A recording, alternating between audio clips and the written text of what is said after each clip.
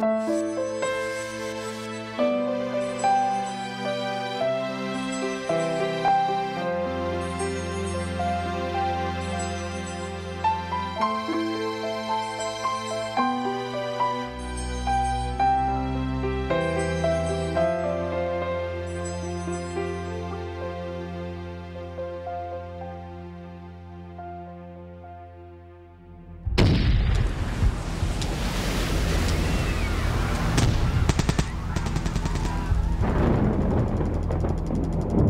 does the future hold? What are our greatest fears?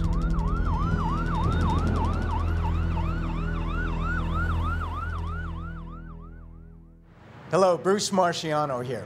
Welcome to Who is Jesus, our 6-episode exploration of the life and the teachings of Jesus as recorded by one of his biographers, Matthew. This is our 5th episode, and what we'll be exploring today is what Jesus taught and what he demonstrated in his life with regard to the future and our attitudes about the future. So to get things started, what might be troubling some of us today about the future? Anything could happen at any time, in any place in the world these days, and it doesn't matter where you are, something could happen to you. So it's always in the back of your mind that either terrorism or an environmental disaster could affect you in some way. I'm worried about the threat of terrorism. It's quite a concern at the moment, and I'm worried about how that's going to affect the world that I might bring my children into one day. Pretty much war. It's probably my biggest fear with things that are going on at the moment with terrorism, and I don't want to lose family. The environmental situation is a concern. It's going to deteriorate. It's hard to see it slowing down with the way the world's just consuming natural resources and everything that's going on. It's just going to be a slow progress. I don't know what's going to happen, but I mean, what do we do? You can do your part, but it's, I don't know, it's going to deteriorate, and yeah, that's a worry. That is a worry. I've got no worries at all about the future of anything to do with us. I just look after myself. That's what I really think about, because I think our future's pretty stuffed anyway, and I can't do anything about it.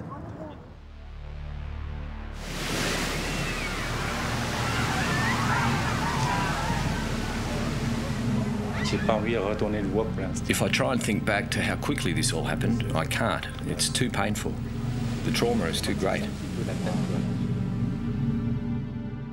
Most of us remember exactly where we were and what we were doing on December 26, 2004, when we heard about the devastating tsunami in Asia. As for myself, I remember standing in front of the television that day with my mouth hanging open. I just couldn't believe the extent of the tragedy. In the blink of an eye, tens and tens of thousands of lives, entire families, gone. There are so many people, and you see just words, hundreds and thousands of people who've lost everything. I mean, if you can imagine getting up in the morning, and we're just talking about a lady who left her husband in this area where there were beach houses and nice bungalows, shops. She hears a roar. She's gone out to get a phone card. She gets on her little motorbike, goes off, hears the roar, turns, sees this wave coming, and she just rushes up the hill because there's nothing else she can do. She just makes it.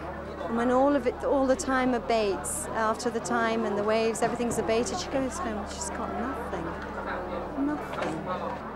What's so touching is, out of this horror, is as I talk with her and try and stay as focused as I can on what I can do to help practically, other than talking to her, is you hear her talking about, well, yes, now I've got to make my life be really worthwhile for them. For the loss of them, I would dedicate my life to their memory, and good will come of this. It's just so touching, it really is. The future is the unknown, but most of us feel a great desire to bring certainty to our lives by knowing where we're going. We like to make plans for the future. We want to think we're in control of our destiny. So those who claim to be able to see into the future and predict what might happen always find an audience in our popular magazines because they tap into that desire. On a larger scale, we also want to know where our world is headed. In fact, it seems the greater the uncertainty and fear in our world and in our lives, the more we're driven to seek what the future holds. Interestingly enough, it was no different 2,000 years ago. Jesus' disciples asked him similar questions. As Jesus was sitting on the Mount of Olives, the disciples came to him privately. Tell us, They said, when will this happen? And what will be the sign of your coming and of the end of the age?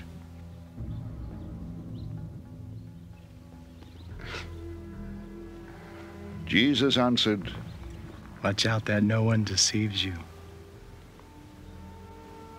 For many will come in my name, claiming I am the Christ,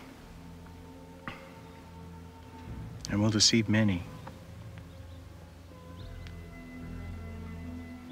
You will hear of wars and rumors of wars, but see to it that you are not alarmed. Such things must happen, but the end is still to come. Nation will rise against nation, and kingdom against kingdom. There will be famines and earthquakes in various places. All these are the beginning of birth pains. Then you will be handed over to be persecuted and put to death. And you will be hated by all nations because of me. At that time, many will turn away from the faith.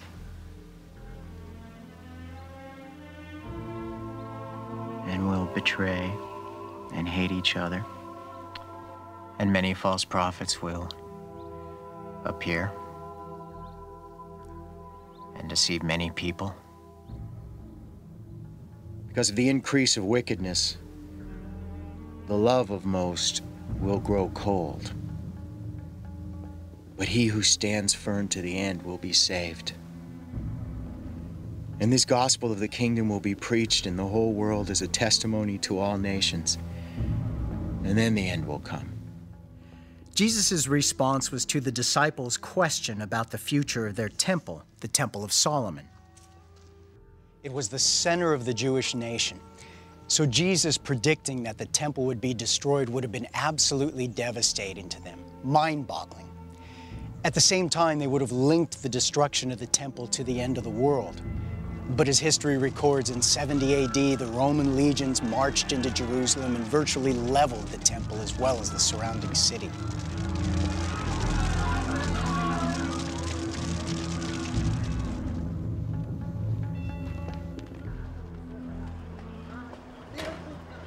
Today, the Wailing Wall in modern-day Jerusalem is all that remains of the temple.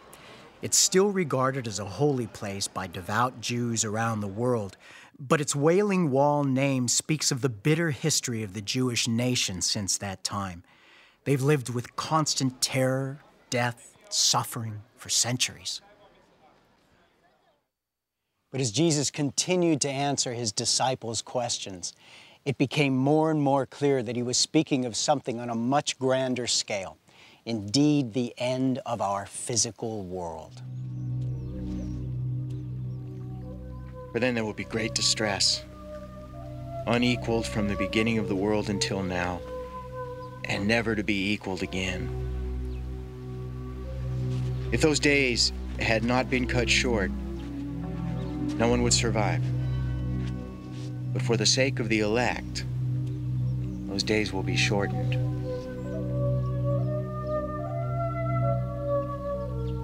At that time, if anyone says to you, "Look, here is the Christ," or "There he is," do not believe it. For false Christs and false prophets will appear and perform great signs and miracles to deceive even the elect, if that were possible. See, I have told you ahead of time. So if anyone tells you, there he is out in the desert, do not go out, or here he is in the inner rooms. Do not believe it. For as lightning that comes from the east is visible even in the west, so will be the coming of the Son of Man. Wherever there is a carcass, there the vultures will gather. Immediately after the distress of those days, the sun will be darkened and the moon will not give its light, and the stars will fall from the sky, and the heavenly bodies will be shaken.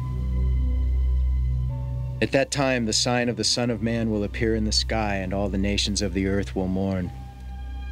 They will see the Son of Man coming on the clouds of the sky with power and great glory. And he will send his angels with a loud trumpet call, and they will gather his elect from the four winds, from one end of the heavens to the other. When I played Jesus in the Gospel of Matthew, I remember vividly when I memorized those lines and had to come to terms with what they really, really meant. The darkening of the sun, stars falling from the sky. These are very sobering images and thoughts. At the same time, Jesus said during the Last Supper, I have told you these things so that my joy may be in you and that your joy may be complete. How can we be joyful about the end of the world?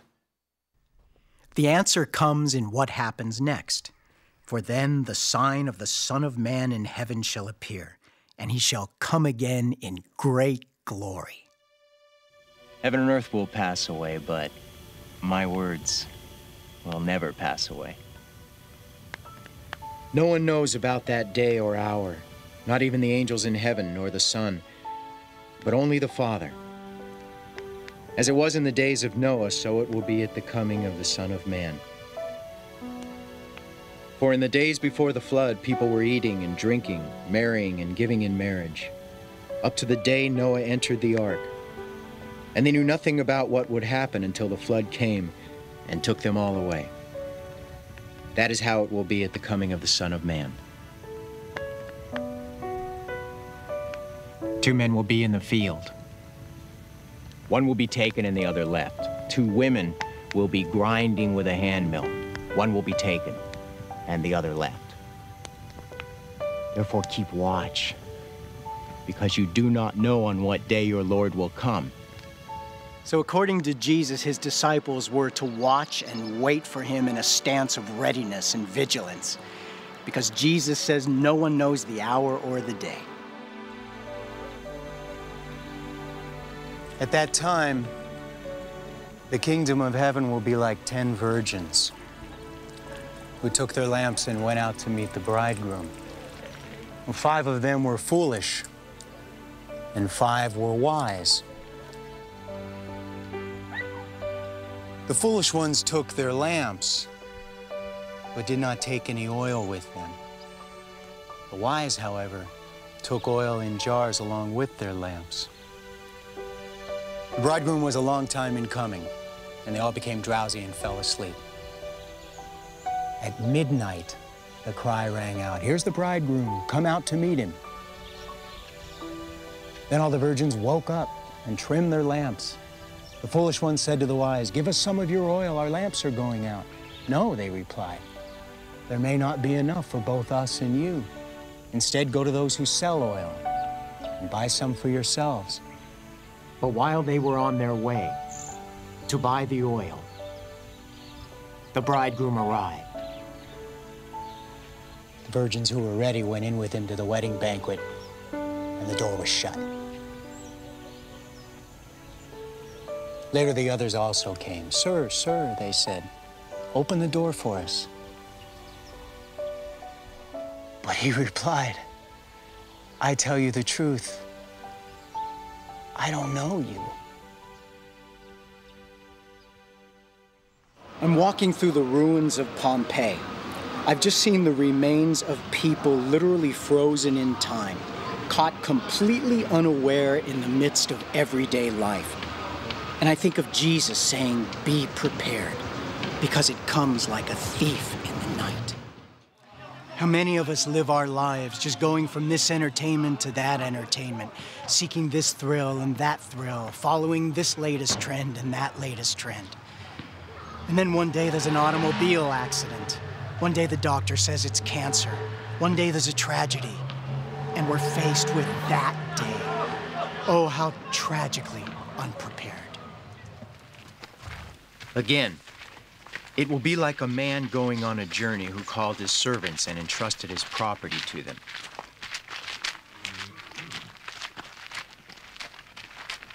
To one he gave 5 talents of money, to another 2 talents, and to another 1 talent, each according to his ability. Then he went on his journey. The man who had received the 5 talents went at once and put his money to work and gained 5 more.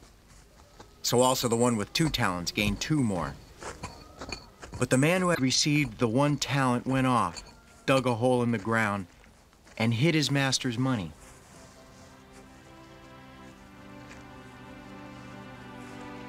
After a long time, the master of those servants returned and settled accounts with them.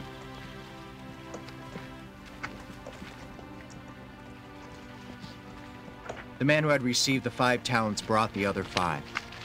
Master, he said, you entrusted me with 5 talents. See, I have gained 5 more. His master replied, well done, good and faithful servant. You've been faithful with few things. I will put you in charge of many things. Come and share your master's happiness. The man with the 2 talents also came. Master, he said, you entrusted me with 2 talents. See, I have gained 2 more. His master replied, well done, good and faithful servant. You have been faithful with a few things. I will put you in charge of many things. Come and share your master's happiness. Then the man who had received the 1 talent came.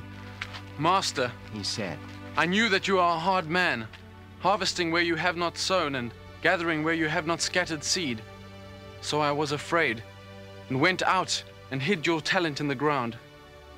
See, here is what belongs to you. His master replied, you wicked, lazy servant. So you knew that I harvest where I have not sown and gather where I have not scattered seed. Well then, you should have put my money on deposit with the bankers so that when I returned, I would have received it back with interest. Take the talent from him and give it to the one who has the 10 talents. For everyone who has will be given more. And he will have an abundance. Whoever does not have even what he has will be taken from him. And throw that worthless servant outside into the darkness, where there'll be weeping and gnashing of teeth. Jesus quite often answered questions in a way that was very different than anyone expected. For example, when his disciples asked him about the temple in Jerusalem, he responded by telling them about his second coming. And when they asked him when that would happen, he told them no one knows except God. So live your life as if it's today. Be watchful, be alert, make sure your heart is right with God, and make sure that your life is positioned in God. The story of the separation of the sheep and the goats that we looked at in the 3rd part of this series was another story Jesus told in this context. How we treat each other is part of being ready for Jesus to come back. Jesus answered, most of what Jesus taught us about the future and his second coming can be found in his extended answer to the disciples' specific questions on the Mount of Olives. But see to it that you're not alarmed. Jesus made other references to his second coming as well. For example, there's the Last Supper, the event on which the Christian church largely bases its communion services. Note the reference to the kingdom to come.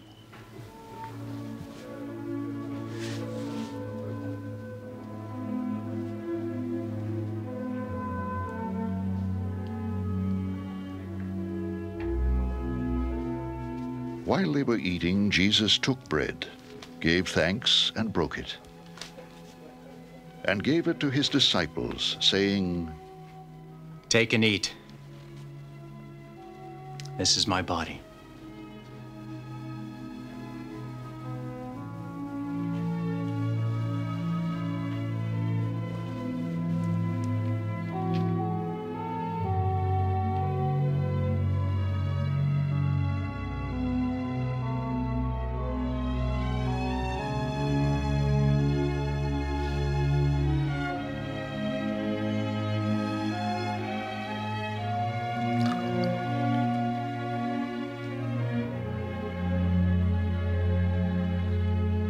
Then he took the cup, gave thanks, and offered it to them, saying, "Drink from it, all of you. This is my blood of the covenant, which is poured out for many for the forgiveness of sins."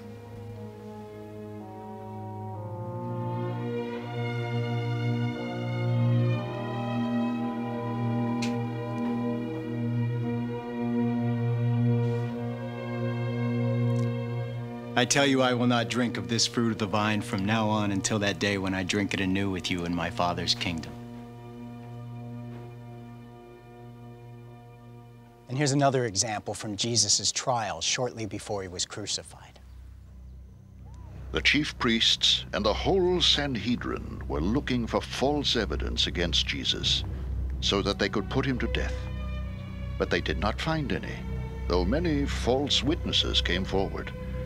Finally, 2 came forward and declared, "And this fellow said, I am able to destroy the temple of God and rebuild it in 3 days. Then the high priest stood up and said to Jesus, "Are you not going to answer? What is this testimony that these men are bringing against you?" But Jesus remained silent. The high priest said to him, "I charge you under oath by the living God. Tell us if you are the Christ, the Son of God." "Yes, it is as you say," Jesus replied. "But I say to all of you, in the future you will see the Son of Man sitting at the right hand of the Mighty One and coming on the clouds of heaven." Then the high priest tore his clothes and said, "He has spoken blasphemy." So what is the significance of the end of the world to you and me as individuals? Whether the world ends in our lifetime or not, we all have significant fears for our own lives and ultimately for death, as well as the death of those we love. The Bible overall, and specifically the story of Jesus, assures that death is not all there is to life. We've already seen in this series how Jesus confronted suffering and death. In this moment, he proved to us that he has power over death. And she got up. By conquering death, Jesus shows us that he is all-powerful and that there is great hope for you and me beyond the grave.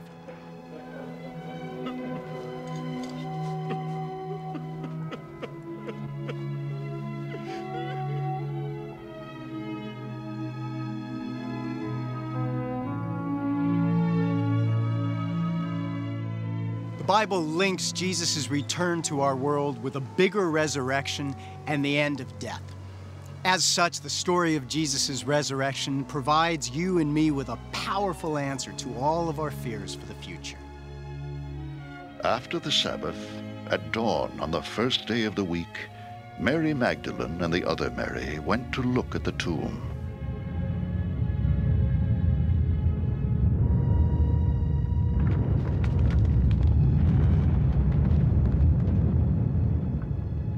There was a violent earthquake, for an angel of the Lord came down from heaven, and going to the tomb, rolled back the stone and sat on it.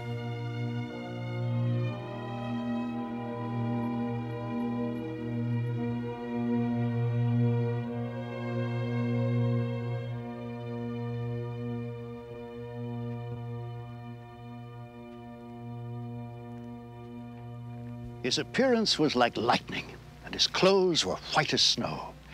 The guards were so afraid of him, they shook and became like dead men.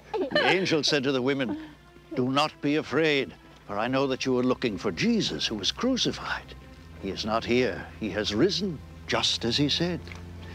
Come and see the place where he lay. Then go quickly and tell his disciples, he has risen from the dead and is going ahead of you into Galilee. There you will see him. Now I have told you. So the women hurried away from the tomb, afraid, yet filled with joy, and ran to tell his disciples. Suddenly, Jesus met them. Greetings, he said.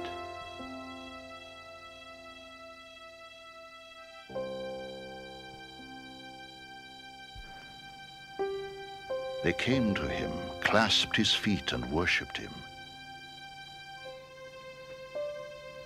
Then Jesus said to them, "Do not be afraid.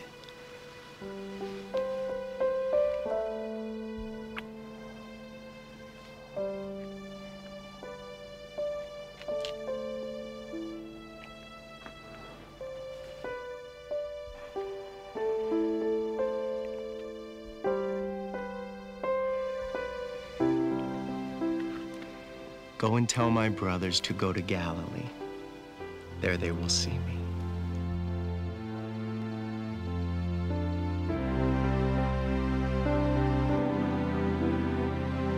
Jesus' teaching about the end and his second coming are a great source of hope for us today.